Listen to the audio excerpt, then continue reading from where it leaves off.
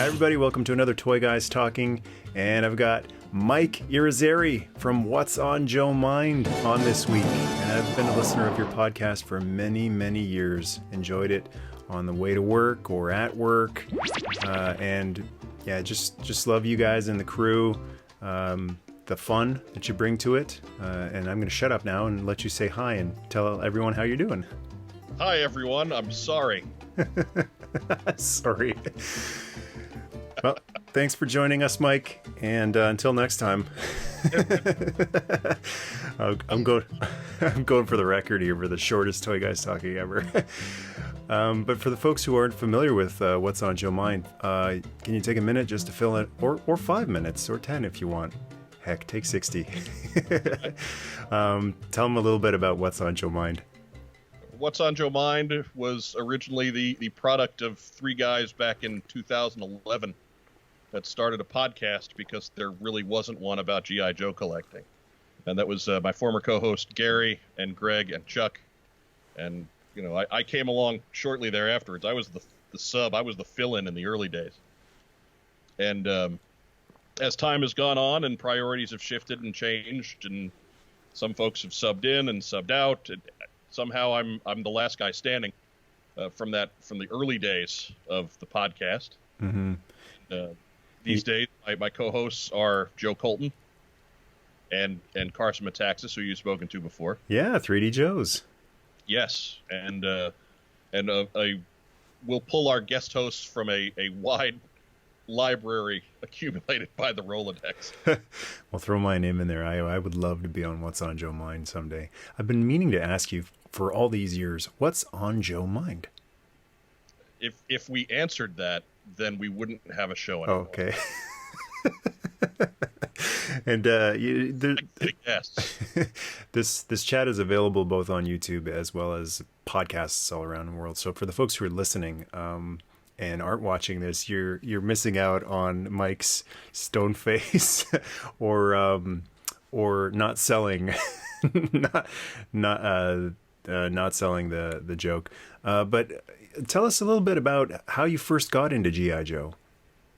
Oh, wow. I was 7 in 1982. So that right there says I am right in the wheelhouse of the people that they were trying to get. Yeah.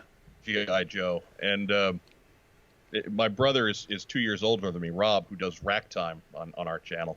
But he's the comic guy of our bunch.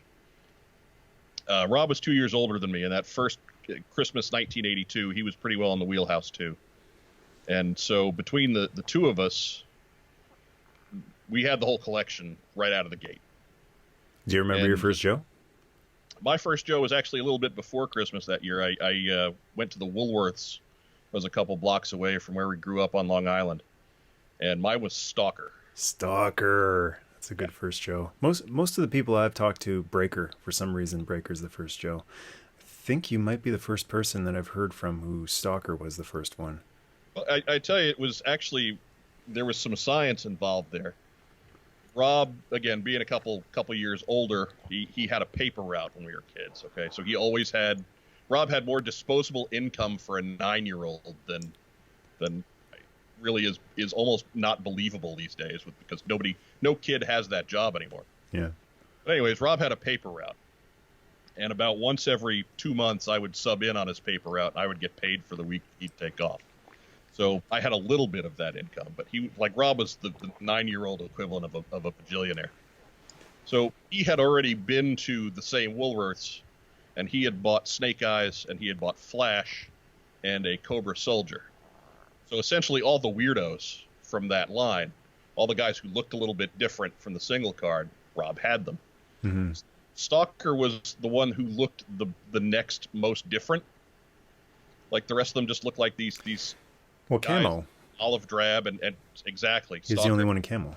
Stalker had the camo. Stalker had the green beret, and yeah, Stalker was awesome.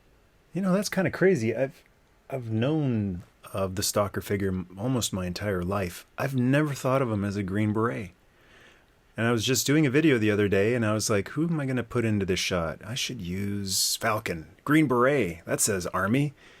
And I've never pictured Stalker as a green beret. Always just a ranger, but not necessarily green beret. I'd have to go back and look. I don't know if they've ever characterized him as one either. I think it's maybe more just the fashion aspect of it. But it goes with a camo. Yeah, it strikes me as odd, like, because I would think as much as those early days of G.I. Joe, Real American Hero, stuck to the roots of things, I would think that they would know better than to create a character that just wore a green beret for wearing a green beret's sake.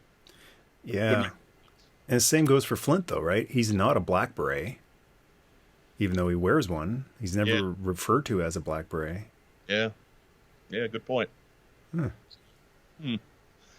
Again, I'm bringing up questions that I am not prepared to answer, so I don't want to. No problem. I think the reason I shied away from Stalker, I was a get the most bang for your buck type of kid. I guess I still am. Get the most bang for your buck with anything. So when I was looking at all the figures, Stalker, one weapon, no helmet, just permanently attached on beret. I wasn't having it. Same reason I passed on Scarlet. It wasn't because she was the girl Joe. It was, what is this one weapon stuff? So that's why I went with the guys with helmets, usually with visors too, because it's not just a helmet. It's a visor that can go up and down and removable, and then you got wires going into backpacks.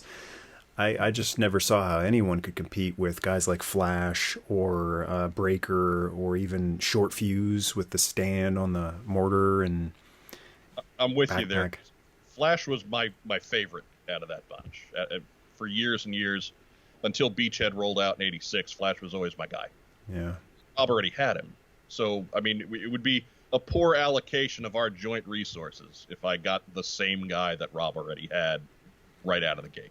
Yeah. Did you ever do army building, though? Like, multiple officers or Cobra Troopers? Not on purpose. Like, Rob would get one and I would get one. That's more of an adult thing, right? Yeah, yeah. Like for a kid, you're desperately trying to get the 13, and it just didn't make any sense to buy 12 Cobra Troopers. Like, what are you doing? Like, we need to get the team. And then before you know it, Wave 2 came out and Wave 3, and I never once considered getting a second Viper or a second Bat. For me, it was like, no, you got one. You've got to spend the money on other stuff. Now, I will say that when I was a kid, there was one kid in the neighborhood that had, like, we felt bad for him. He was kind of the kid that... Gary? No.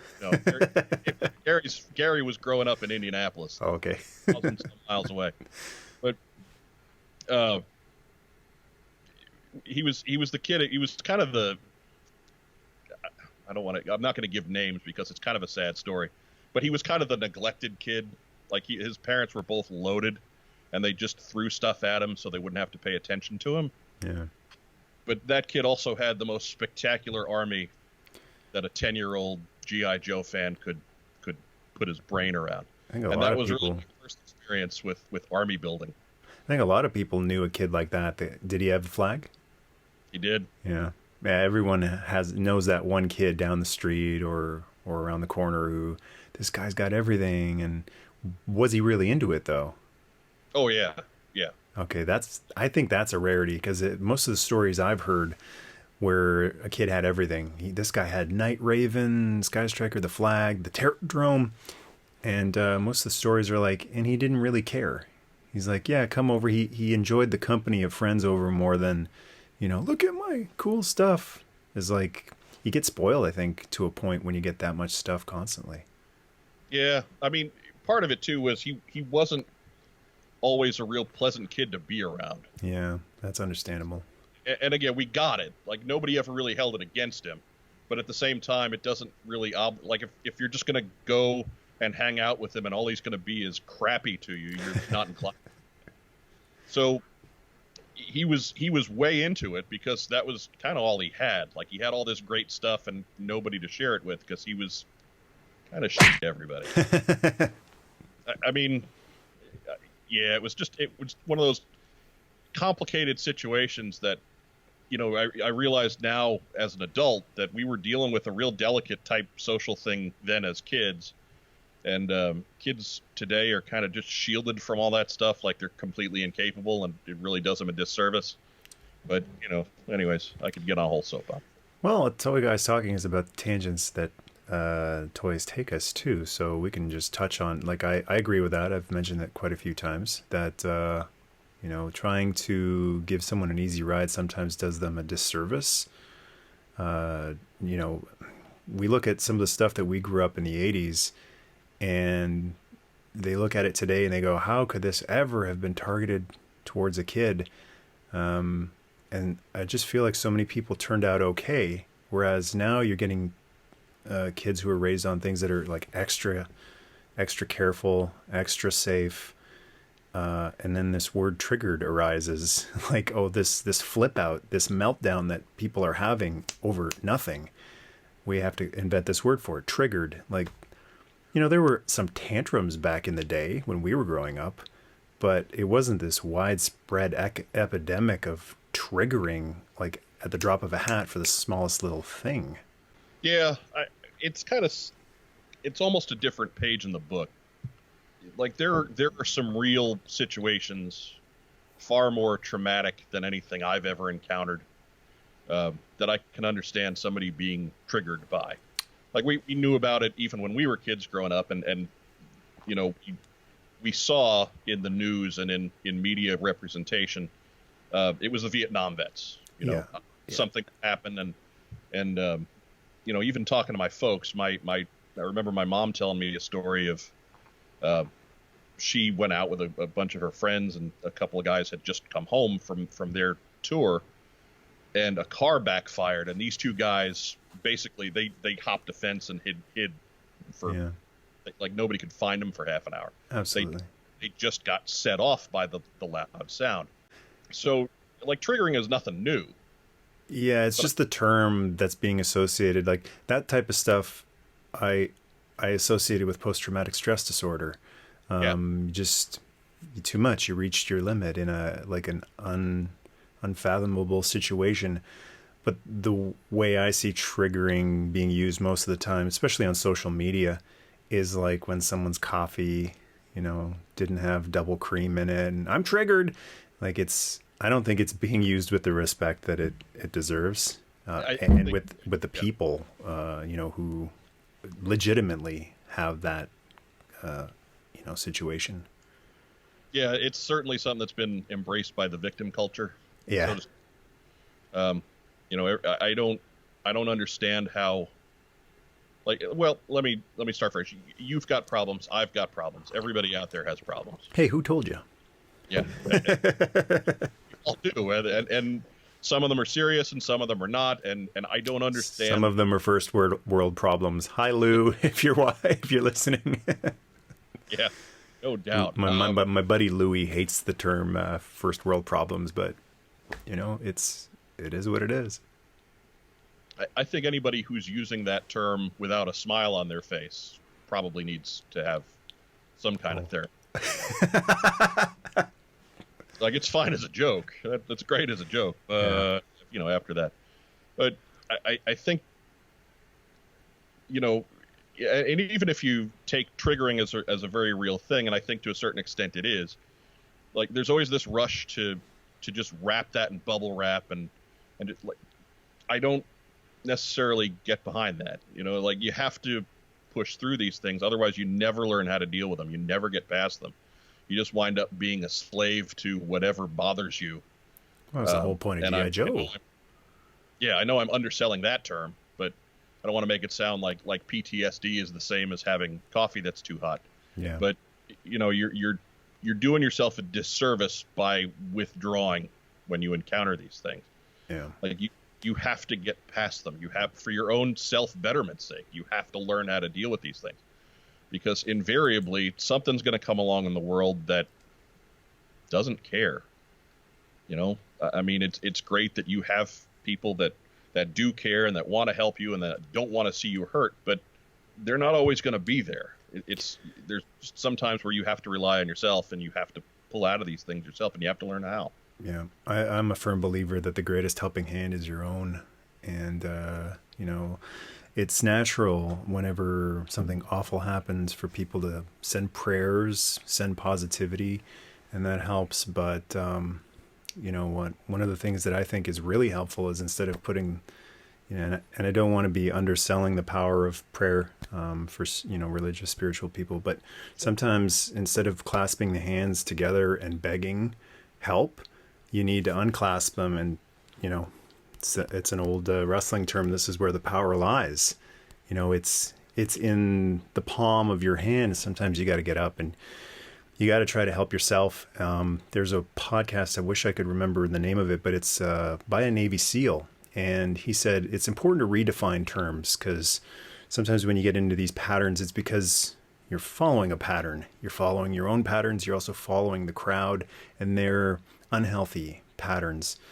So he said this term post-traumatic stress disorder, he says one of the ways, because I think that he was a sufferer of post-traumatic stress disorder. He said one of the ways that he dealt with it was to redefine it in his own mind, kind of buck the system, buck society, and say, that's not what I'm going to call it, because that cages me, it diminishes me, it limits me. And he said, I'm going to call it post-traumatic stress growth. And just that little redefinition empowered him. Instead of, I'm stuck, I'm caged, I'll never be better. Because it's true, the hotter the forge, the stronger the sword. The more you get smashed, the tougher you get. So I like that approach to dealing with some of the stuff you've gone through, instead of that victim mentality of, oh no, I've been through too much. Instead, what's that old saying? God will look you over for your scars, not your medals or your awards or something like that. Yeah. Or Odin or whoever, wherever you plan on going, Valhalla. I'm going to the wasteland, baby. Gonna go say hi to Macho and the Ultimate Warrior. Ooh, yeah. Did you ever see Ultimate Warrior's tribute to Randy Savage? No.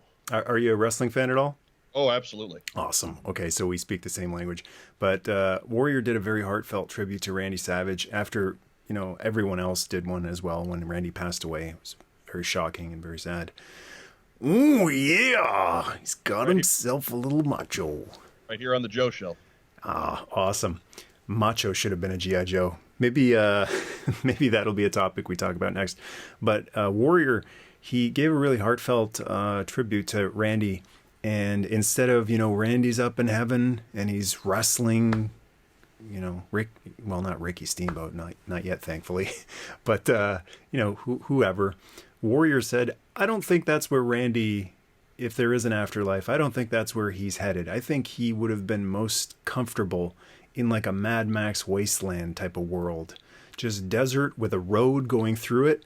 And he's walking that road. And I think that's where he would be most content for the rest of eternity. So, Randy, wherever you are in the wasteland, hats off to you. And I thought, well, that is perfect, because what would Savage be doing on a cloud with a harp? Yeah, for real. That was not a guy who knew how to take it easy. There was always some kind of conflict. Mm-hmm. Whether it was something backstage with, WWF, or whether it was real or imagined. Well, I mean, he certainly had booking problems. Yeah. That was a guy who had every bit the talent to replace Hulk Hogan at the top of the roster, and somehow Hulk and his backstage stuff always seemed to get in the way, and sometimes they were friends and sometimes they were not, and there was a lot of life imitating art in those guys with their love-hate relationship. I think what held Randy back in that situation was, like, honestly, in the world of entertainment, the more selfish you are, the more successful you'll be. And Randy, I think, was I won't say too selfless. I think he was awesome. But for that world, I think that's what held him back. He would put people over. He would show butt. He wasn't afraid of, sometimes you'd hear about, don't want to look weak.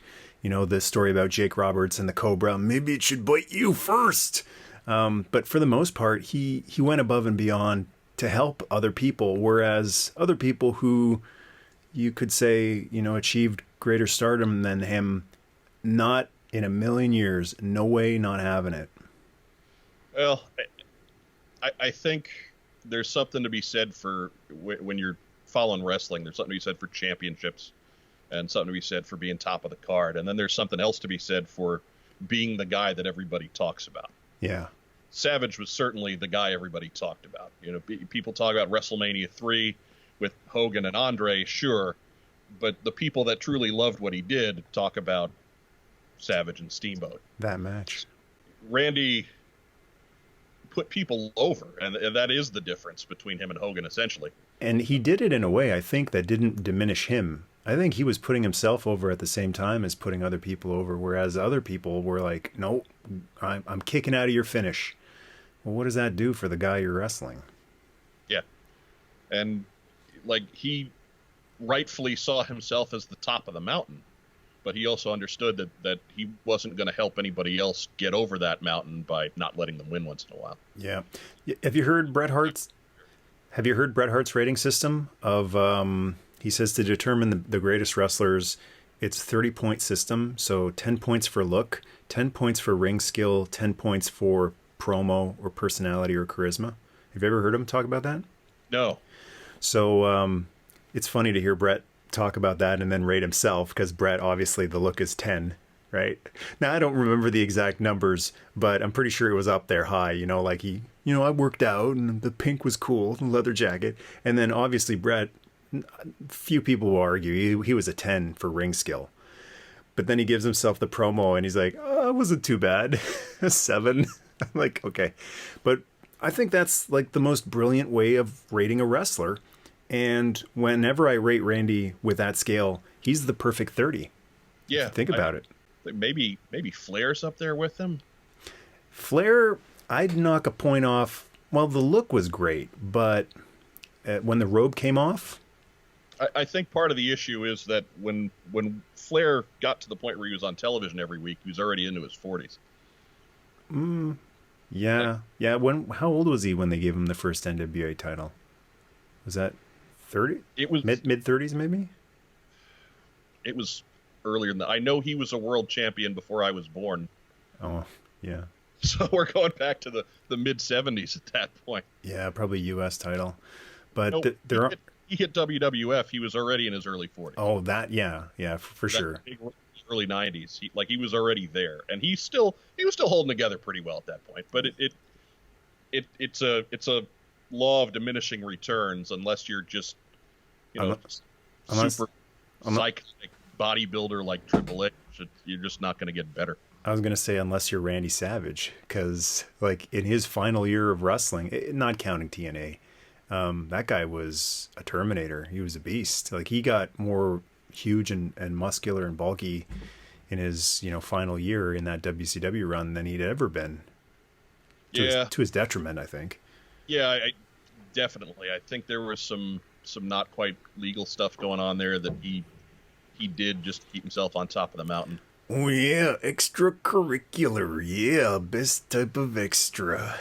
A lot of those guys had that problem, and hence a lot of those guys did some damage to themselves and aren't with us anymore because of it. They're in the wasteland now. Yeah.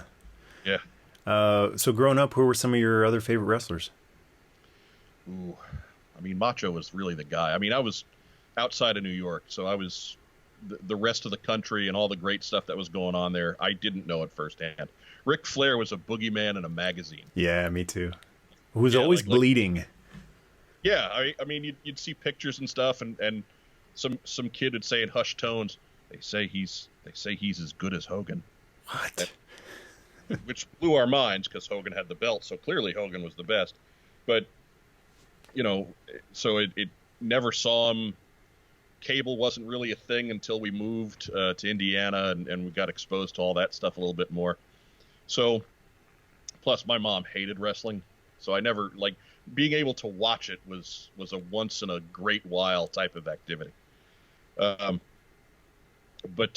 mean, yeah, Savage was the guy. Had to love the Sarge. Oh, yeah. Got to get to the Sarge. So did you have any exposure to Sarge before? Did you see him wrestle before G.I. Joe? A couple times, yeah.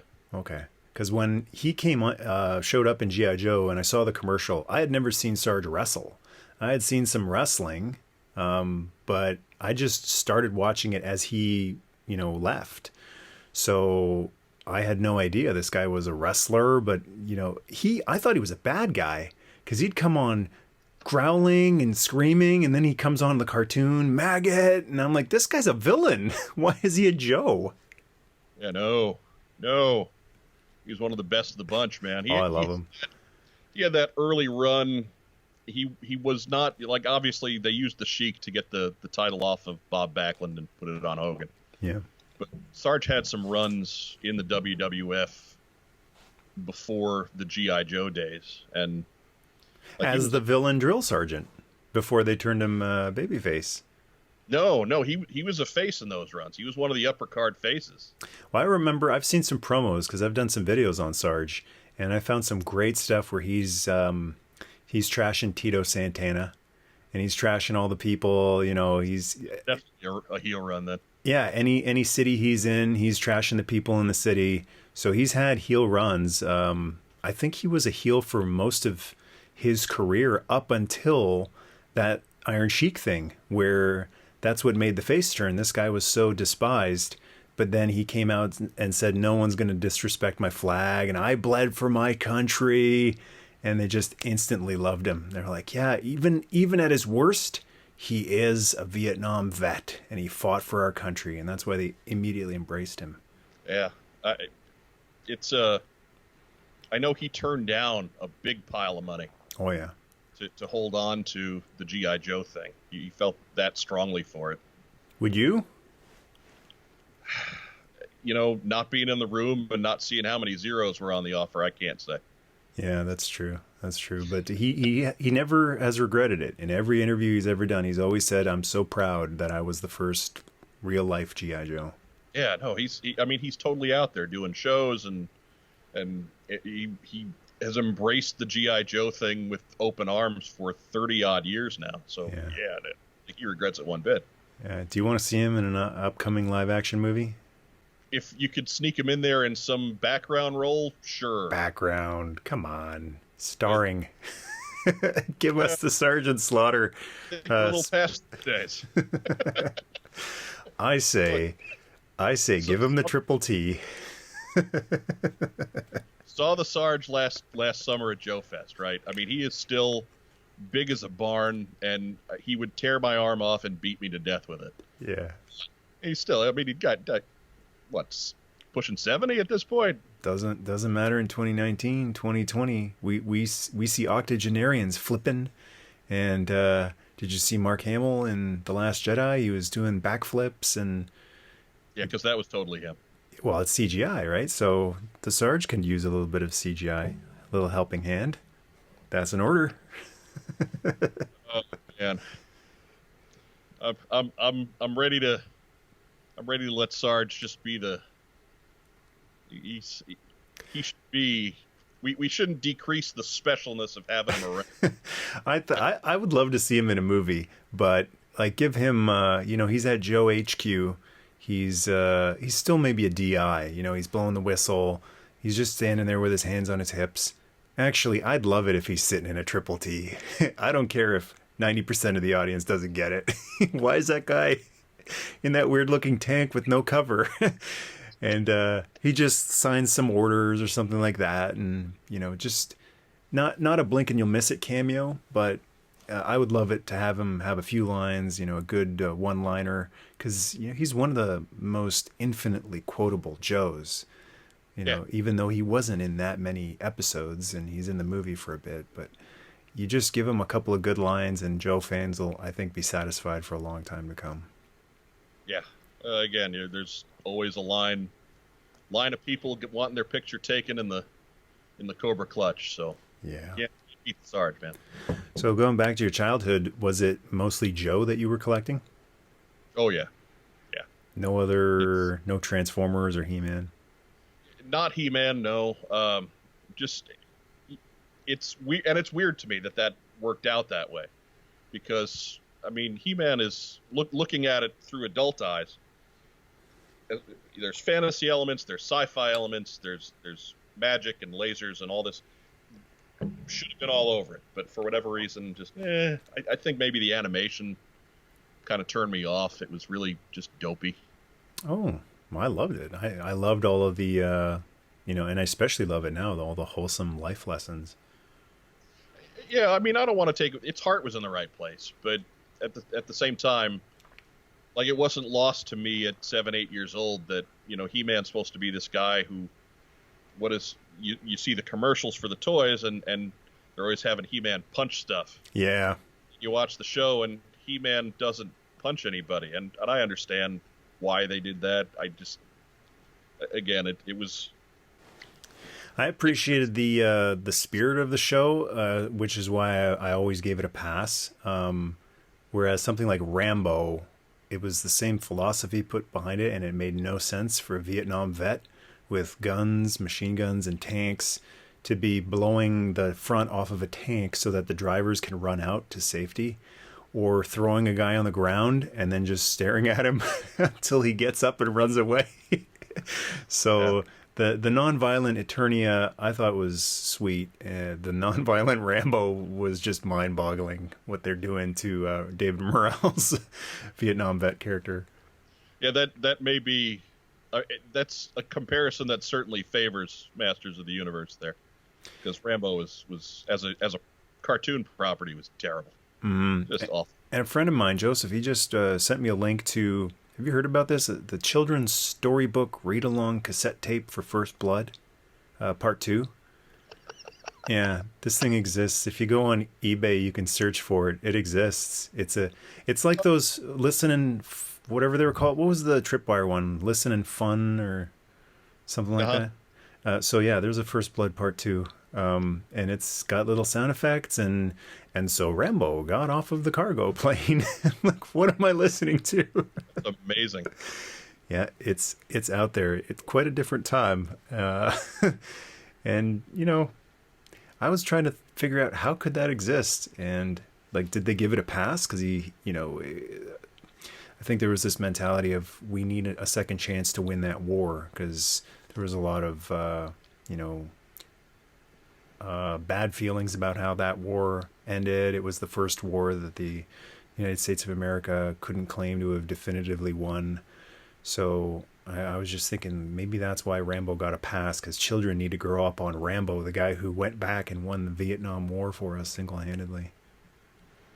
Yeah, I don't know. I don't know. It's just the sensibilities were different then than they are now. We are in no hurry these days to take R-rated properties and turn them into kid stuff. Mm-hmm. Now, ultimately, it's pretty forgettable kid stuff. It's really, like, people remember it because it's so weird that a movie as bloody as Rambo got turned into a kid's cartoon. Like, that really is the most notable thing about it. It's just the weirdness. Yeah. So, Same with RoboCop. Same boat. And there was an episode, Clarence Boddicker wasn't the villain in the RoboCop cartoon. And that might surprise some people out there. There was a RoboCop cartoon. But yeah, he does appear, I think, in one of the later episodes as like a one-off, or maybe it was a two-parter. Mind-boggling to see Clarence Boddicker, I hate cops, animated as the villain. Like, we're not talking about Cobra Commander, who is harmless at the end of the day. And even Megatron, despite his ill intentions, the hero always cuts him off before something horrible and irreversible ever happens.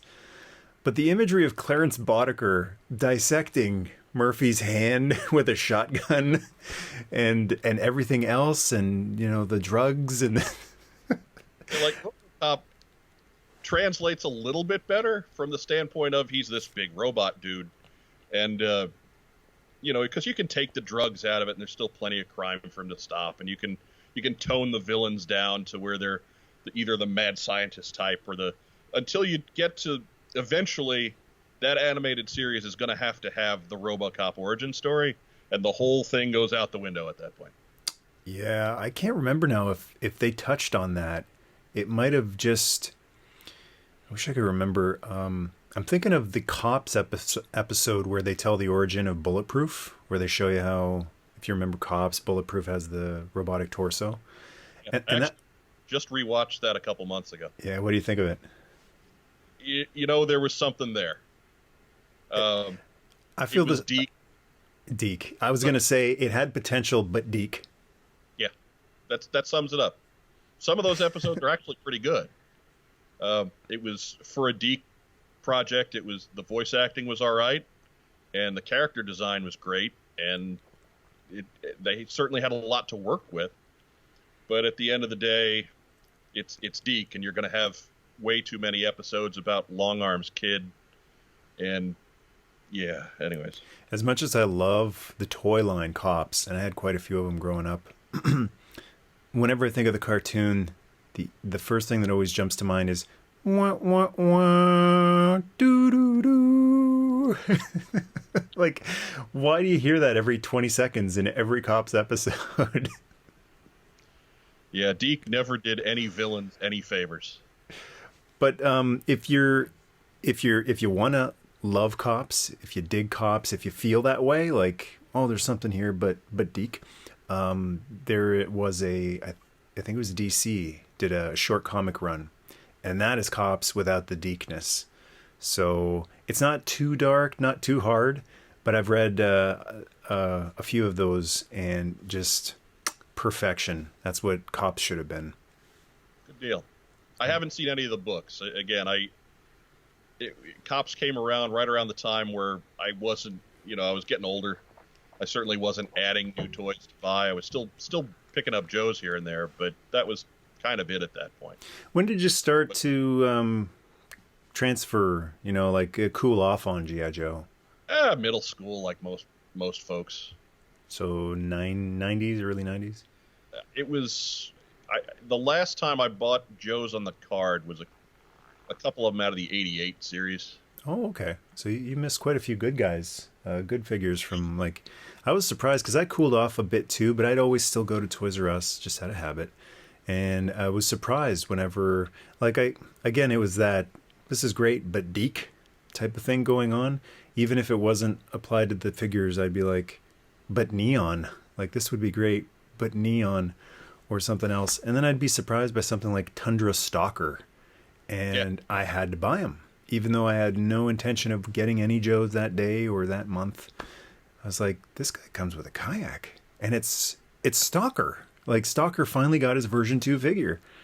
I have a younger brother who's 4 years behind me, and so I got to stay plugged into it a little bit through him. Like, I still knew what was going on, and I would take my need to purchase Joes and to give them to him as birthday gifts and Christmas and things like that. So I got to pass it on a little bit that way, but he didn't take to it the same way that Rob and I did. I think he kind of saw the writing on the wall when stuff like Tiger Force and Python Patrol was rolling out. And not to diss the folks who love Python Patrol and Tiger Force, I'm a sucker for a repaint. I'm just going to paint that right now.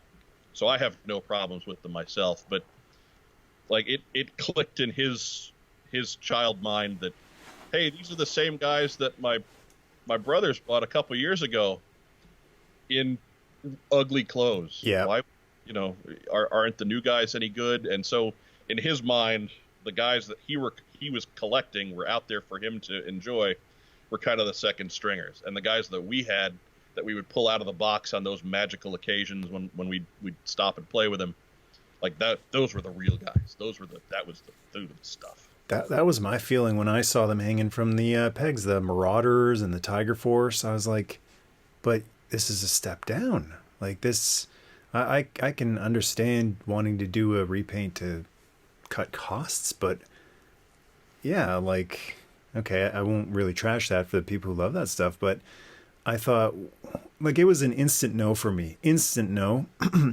And how about this for an idea? Like, if they wanted to do a lazy, easy repaint, I would have been all over these. Redo the first-year guys in tan. All of them. Yeah.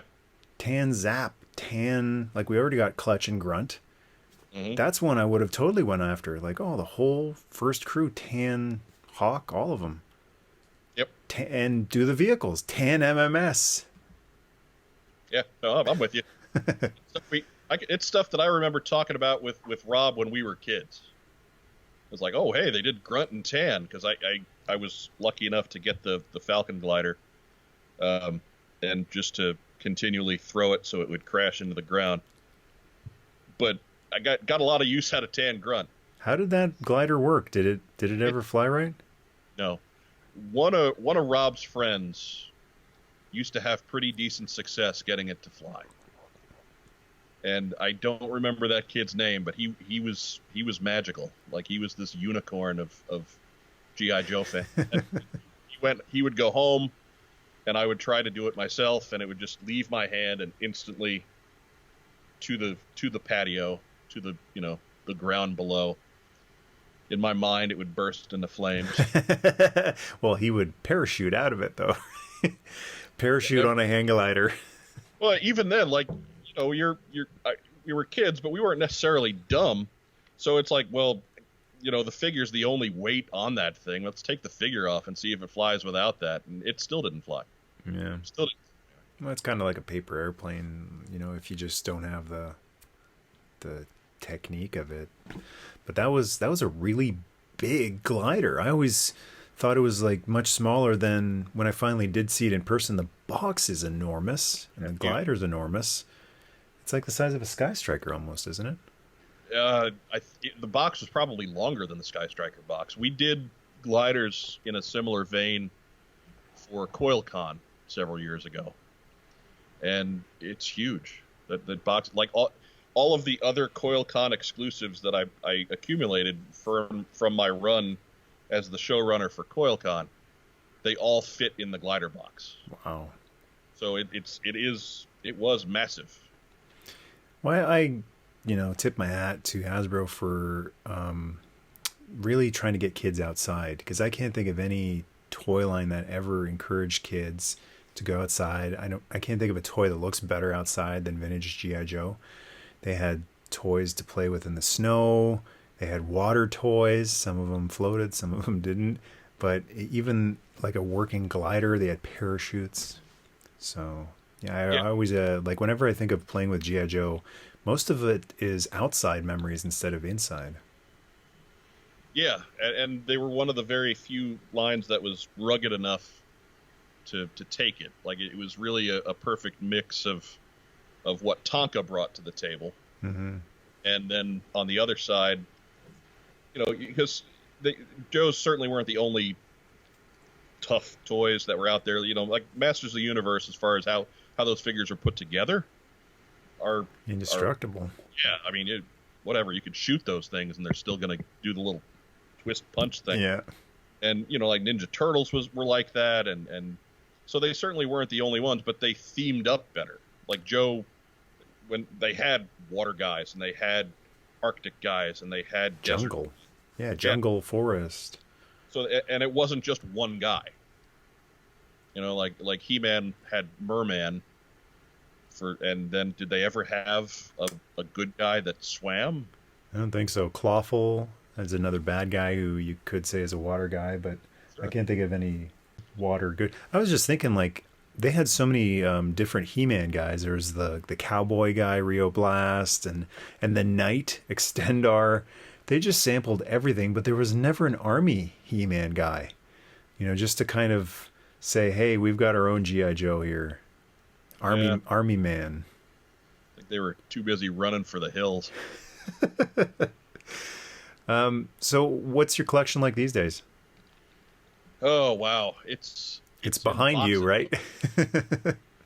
Some of it, you see the closet doors back there. It's really everywhere where I can put stuff has Joe's in it. I have a 1-bedroom apartment that I oftentimes refer to as a studio with a big closet. It's because it's just everywhere. And I've even pared it down a little bit. I've trimmed out some secondary lines. I don't collect a whole lot besides G.I. Joe. Like, I'm not really much of a toy guy. It's been a You wait 47 minutes to tell me that? Good night, everyone.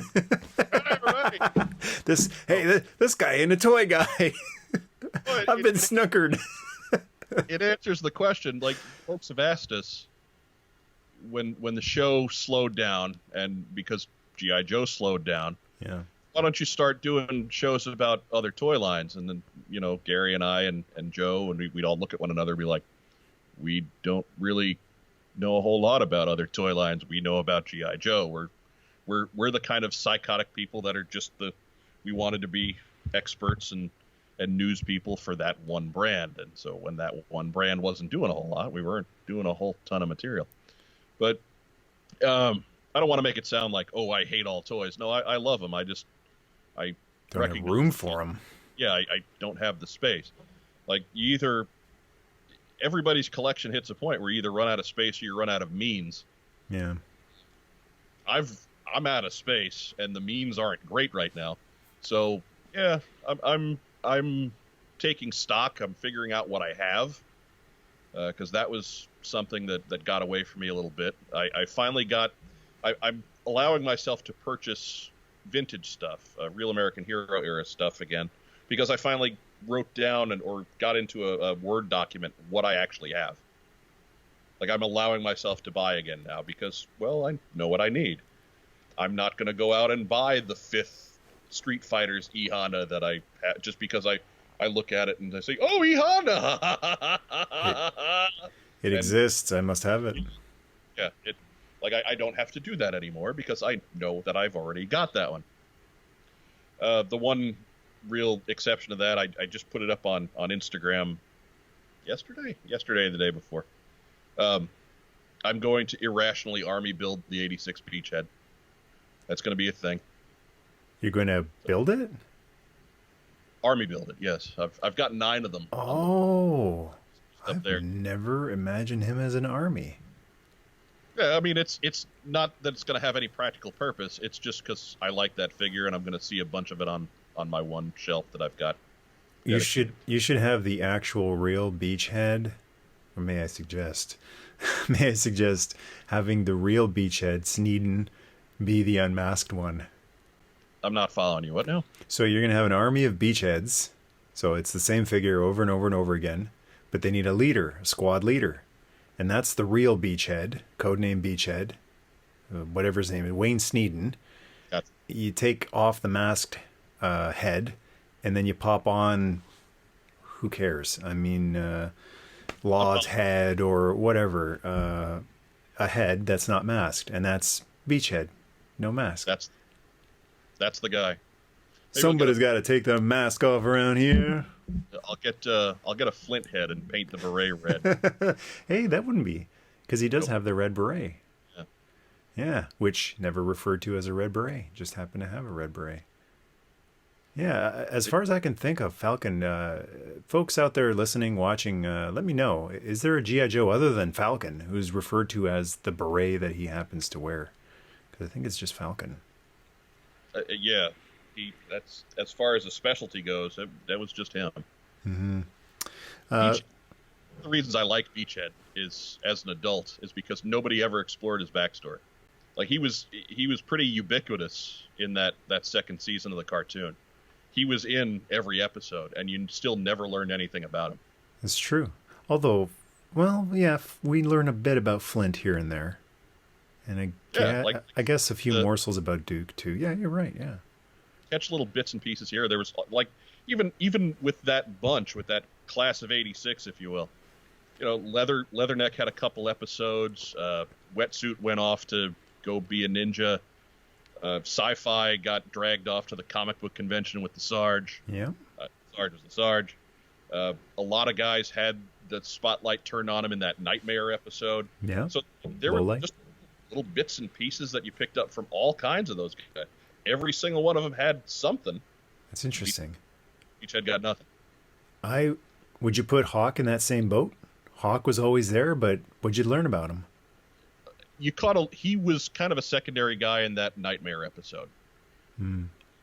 A lot of the B players, like, obviously that was low light spotlight, but the B players in that one, you learned something. Like Lady J's fear of heights became a thing, and Hawk was afraid. Right. You know, the orders he was going to give them would doom his men, and that was his greatest fear.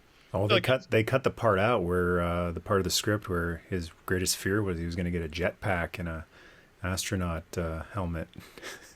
That's not a fear, man. That's living the dream, is what that is. That's how you promote a general. Hey, we're out of stars, man, but here's a jetpack with missiles. Like, fire this guy up. Let's go. Can't talk about G.I. Joe, it seems, these days without bringing up a 6-inch series, Black Series. What are your thoughts on that? Fine. I don't understand what the rush is by some segments of our community to run out and buy the same figure again in a different scale.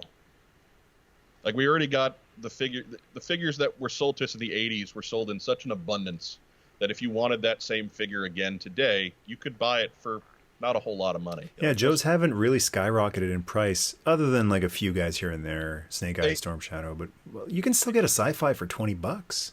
Yeah, like they have in relation to themselves. Figures that were $10 5 years ago are $20 now.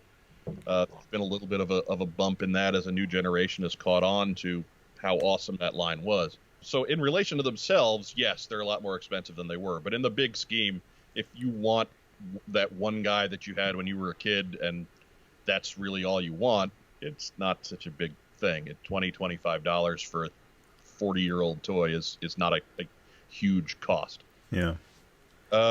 Then most of them were redone in the 25th era, 30th era, whatever you want to call that run from the modern. Yeah, that works. That's a nice one word. Yeah. Modern sculpt. So most of them got redone there. Sometimes they didn't get redone well, but other times they were pretty awesome. So there's those if you want those instead. So I don't get why. Like, what's going to be so new and impressive about them in the 6-inch scale that has such a clamor raised about them? Like, if you're going to do 6 inches, I want to see something completely different. Well, it's more detail. It's anything that was sculpted on is now removable, which they sort of scratched the surface on for the modern line. But we're talking like removable harness, removable gun, clip, just...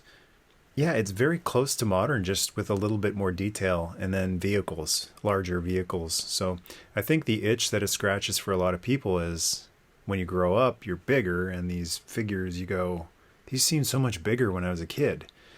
It's because you were smaller. And so there's just something about being full-sized, full-grown, and the toy from your childhood is the size you remember it being. That's, I think, the really nice thing about the Masters of the Universe Classics figures, because they're bigger than the originals, but they're as big as you remember them. Same with Masterpiece Transformers, just increasing it a little bit, not double sizing it, but just a little bit.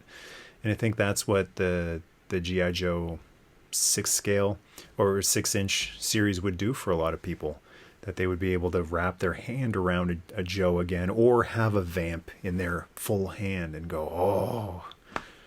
But it is a lot of money. I mean, you're starting from scratch, and that's a huge investment if you're going to redo all, or even 82 to 87, 86 or 87. That's a lot of space and a lot of money.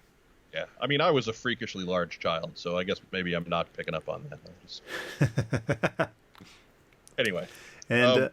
And to wrap up, because we're almost at about an hour, I wanted to ask you too about repros, because I have a very strong feeling that we're going to see reissue G.I. Joes, the original Joes. I don't know if they'll start with the 82 guys, but I think we'll be seeing, similar to the Star Wars vintage reissues, maybe they'll dirty up the cards a little bit, but I think we're going to be seeing those original Joes. What are your feelings on, because this can be a hot topic, reissues?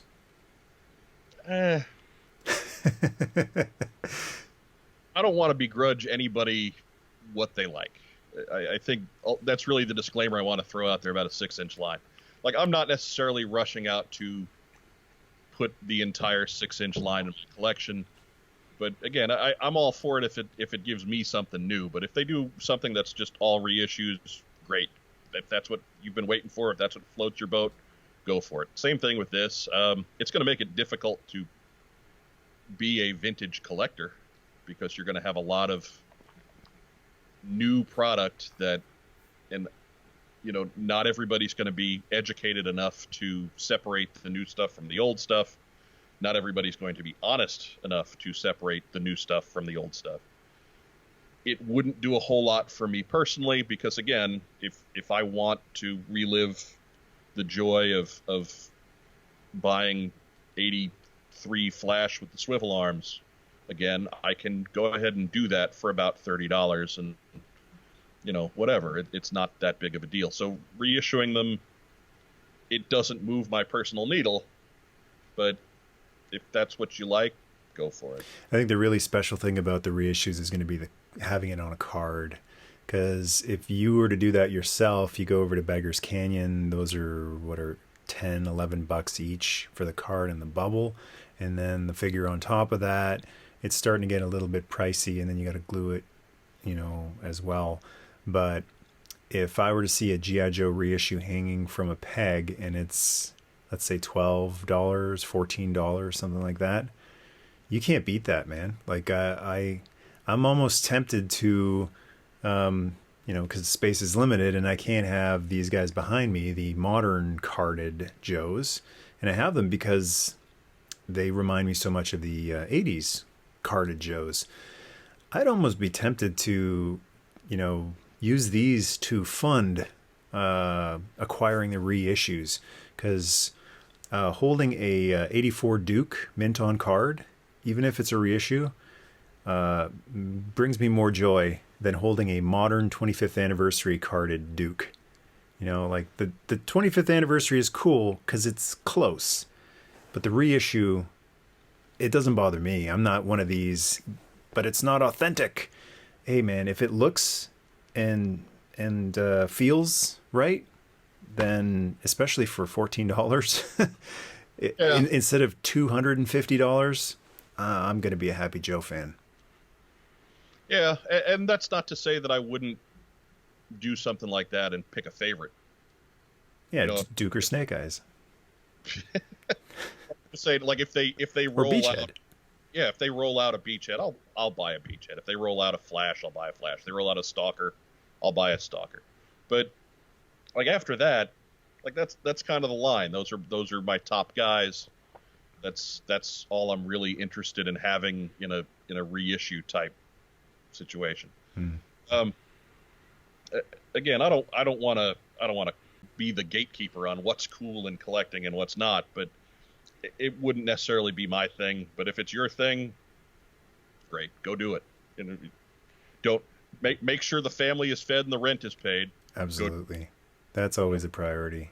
Yeah, don't ever put your family and your expenses before any hobby, whether it's toys or games or vacationing or whatever.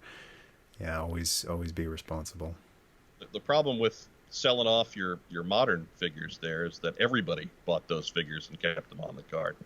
So good luck finding somebody to... Oh, I've got a convention Sarge behind me. He'll Yeah, again, you'll get some of them, but some of the other ones, pennies on the dollar is the phrase that's going through my head.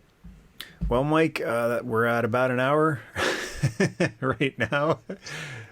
As we end on the big downer.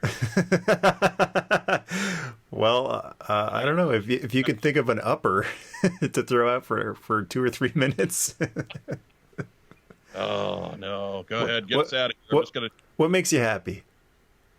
What makes me? I love talking about this stuff. This has been a great time with you, just chatting and being on this end of the interview for a change. Yeah. It doesn't happen very often when you've been, blabbing and polluting people's airspace for 8 years. I've talked to a lot of folks. You can go to our website or on Podbean and follow in our library. We've talked to voice actors and comic book writers and Larry Hama and just sometimes just people that have really cool little side projects, and sometimes it's tangentially related to G.I. Joe. But I again, clearly I love talking about this crap. So this wonderful stuff. Yeah, crap in the ultimately positive sense, affectionate yes. way. Well, I appreciate you talking with me. This is one of my favorite parts of this too. being able to talk to people. And as the months and years go by, I'm just very grateful that it's getting easier and easier to talk to people, because the shtick of asking you, hey, would you be interested? I've been doing that for a very, very long time, and I've been getting a lot of no's for a very, very long time. Who are you? I don't care, whatever, or not even a response. And I feel very lucky that not that I ever try to throw my weight around, but I'll send a link just to show the person this is kind of what you're in for. It's off the cuff, and it seems to get a lot of yeses. Like, oh wow, this is an actual legitimate thing. It's not just guy's going to be recording this in his car in the garage or something. I mean, I don't get that personally. Like, I knew who you were. I had seen some of your work. Granted, when you did the show with Carson, like I said at the beginning of the show, that was really my introduction to you. So I haven't known you for a real long. I have to admit that I'm not as well versed in the YouTube element of our collecting family as some other folks are. But how big you are, what difference would that make if you were recording this in your car for people to, for two other people to download and listen to or watch and enjoy? Still spreading the love, so great. It's absolutely still worth my time. And it's cool that I can tell the people who maybe just watch YouTube or don't listen to too many podcasts, fill them in on your podcast. So your podcast is called What's on Joe Mind. Maybe one day we'll find out what is on Joe Mind. But very entertaining. If you're a Joe fan, I highly recommend it. I've been listening to it for a very long time. It's cool. It's chill. So if you dig my stuff, you'll probably dig the other Mike's Joe stuff as well. It's whatsonjoemind.podbean.com. We're on Facebook. We're on Twitter. We're on Instagram. We're mostly on Facebook, that said. But you can even send us an email, whatsonjoemind@gmail.com, if you have anything you want us to chat and talk about. Whatever. We're always taking suggestions. Cool. Well, thanks again, Mike. Really appreciate it. Everyone out there, thanks for listening. Thanks for watching. And until next time, Yo Joe!